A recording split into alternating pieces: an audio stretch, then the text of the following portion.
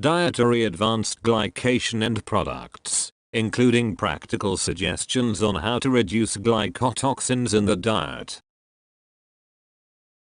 Advanced glycation endproducts are naturally present in uncooked foods. Cooking, or the addition of heat, accelerates the formation of glycotoxins. Well, a variety of foods we consume today are exposed to various cooking methods, such as grilling, broiling, roasting, searing, and frying, or to thermal processing. Essentially, these processes provide two benefits: to enhance flavor or appearance, and for safety. To understand the relationship between various cooking methods and the formation of glycotoxins, the database of Dietary Advanced Glycation Endproducts was developed. Foods that were analyzed are representative of archetypal, diverse, northeastern American urban residents. Exploiting several cooking times, methods, and techniques, the AGE content of each food item was selected, then measured, expressed as AGE kilo units per 100 grams of food. The AGE database is separated into several categories such as fats, meat and meat substitutes, carbohydrates, combination foods such as hummus, burgers, and sandwiches, and miscellaneous, such as Coke, coffee, and beer. High protein, high fat, longer cooking times, and low moisture are the trends for existing and newly formed dAGEs. For example, 100% toasted whole wheat bread yielded 120 AGE kilo units per 100 grams, whereas a biscuit from McDonald's generated nearly 10 times that amount. Additionally, fried bacon for 2 minutes with no added oil contained the most substantial amount of dAGEs, greater than any other food evaluated, compared to, let's say, a baked apple that contains merely 45 AGE kilo units per 100 grams. Collectively, the meat group contained the highest amount of dAGEs. This is due to animal-derived proteins, which are a major source of AGEs when comparing standard portion sizes. Within the meat and meat substitute category, the beef subcategory ranked higher than the others, followed by cheese, poultry, pork, fish, eggs and lamb, respectively. Overall, the carbohydrate group contained the lowest amount of dAGEs.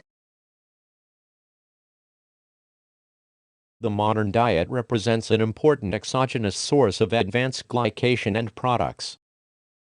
According to the USDA and National Cancer Institute, approximately 2/3 of U.S. population consumes on average 33 grams of solid fat, consumes greater than 12 teaspoons of added sugars a day, which represents nearly 23% of daily carbohydrate consumption, and does not meet the daily recommendations for fruit, vegetable, and whole grains. Additionally, roughly 25% of food intake is consumed outside the home at restaurants, school cafeterias, and fast food establishments, where higher levels of fats along with heat and thermally treated foods are typically found. This data suggests that the majority of Americans consume diets high in AGEs. Let's look at modern therapeutic diets for weight loss and disease prevention. The goal of such diets such as the Omni-Heart, Zone, Atkins, South Beach, Learn, Ornish, and Paleo diets, to name a few, is to achieve improved metabolic outcomes such as glucose, hemoglobin A1C, or decreased triglycerides, as well as to lessen cardiovascular risk by reducing the amount of carbohydrates in proportion to overall protein and fat content, in order to achieve short-term weight loss. However, restricted carbohydrate diets such as these are typically higher in protein content, which increases the amount of circulating glycotoxins and increases the potential of compromised renal function, due to glomerular hyperfiltration, and therefore may be considered nephrotoxic. Consequently, the increased amount of protein increases the amount of glycotoxins. Dietary fat propagates a greater amount glycotoxins than protein. However, carbohydrate-containing foods such as fruit, vegetable, whole grains, and milk contain the lowest amount of glycotoxins, even after being cooked. The modern diet represents an important exogenous source of advanced glycation end products. Most notably, these diet-derived glycotoxins analogously contribute to the whole body AGE pool. The formation and accumulation of advanced glycation end products has been evidenced to act as mediators in disease pathologies, such as Alzheimer's disease, Parkinson's, end-stage renal disease, pulmonary fibrosis, atherosclerosis, rheumatoid arthritis, sarcopenia, cataracts, and loss of bone density. However, formation and accumulation of AGEs is elevated at least 2 to 3 times in diabetes patients as a result of altered chemistry and metabolism of carbohydrates and lipids.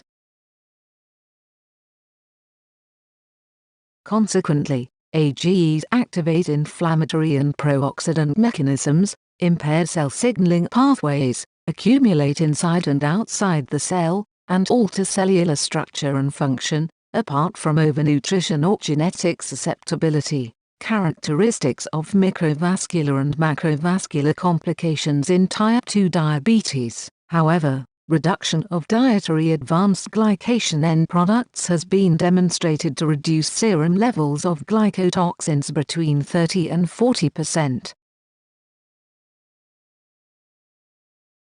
How then can the amount of dietary AGEs be reduced?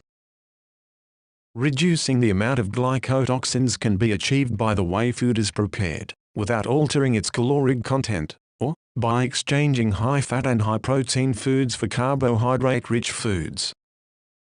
For example, boiling or stewing meat instead of broiling or grilling decreases the amount of AGEs upwards of 60%, or using lemon juice or vinegar prior to cooking limits both oxidation and AGE formation.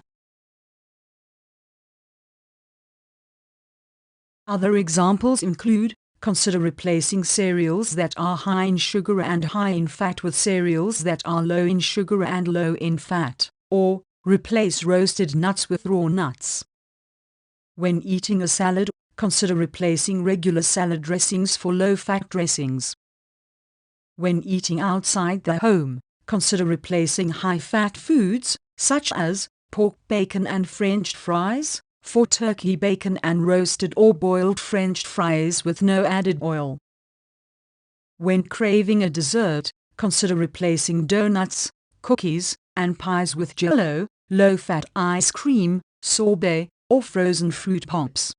Of importance, reducing dietary glycotoxins in type 2 diabetes has been demonstrated to reduce inflammatory and pro-oxidant markers, and improve insulin resistance as evidenced by elevated adiponectin and improved leptin-adiponectin ratio levels, without restricting energy intake. For these reasons, a low AGE diet intervention may be an essential addition to current medical nutrition therapy for primary, secondary, and tertiary prevention methods, as well as carbohydrate control strategies to manage or delay complications in patients with type 2 diabetes. End of this section.